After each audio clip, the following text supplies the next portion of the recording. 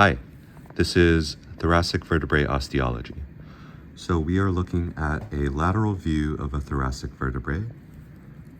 This represents the division between the arch of the vertebrae, which is found posteriorly, and the body of the vertebrae, which is weight-bearing and found anteriorly. We're now looking at a superior view of the thoracic vertebrae. The pedicle found right here and here will connect the body to the arch. So most of the features on the vertebrae are found in the arch, so that's what we'll be focusing on. There is a singular spinous process. This part and this part of the vertebrae are called the lamina, and the lamina join together to form the spinous process. We have two transverse processes. Once again, looking laterally, for the articular processes, they are found here, which is the superior articular process, and here, which is the inferior articular process. The flat portion is the facet. Here is a facet, here is a facet of the superior articular process, and here are facets of the inferior articular process. If we take two vertebrae and stack them on top of each other, you see here that the facet of the inferior vertebrae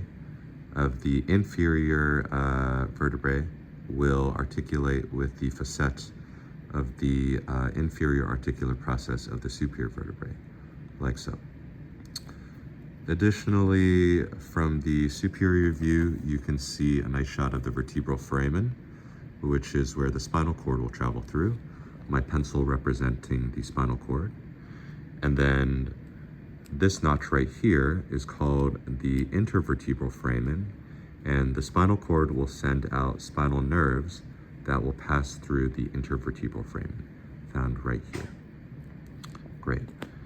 So these features are standard across most of the vertebrae in the body, whether it be thoracic, lumbar, and cervical. Thoracic vertebrae have two distinguishing features. Number one is that they contain costal facets, which I've circled with pencils here. So this one is the transverse costal facet, and these two are the superior and inferior costal facets. We also call these demifacets, demi meaning half, because the costal facets on the thoracic vertebrae will articulate with the ribs. And then the second distinguishing feature of thoracic vertebrae is that they have long sloping spinous processes. So you notice here that the spinous processes of the thoracic vertebrae angle more downwards, as opposed to the cervical vertebrae or the upper thoracic regions, their spinous processes head out more transversely.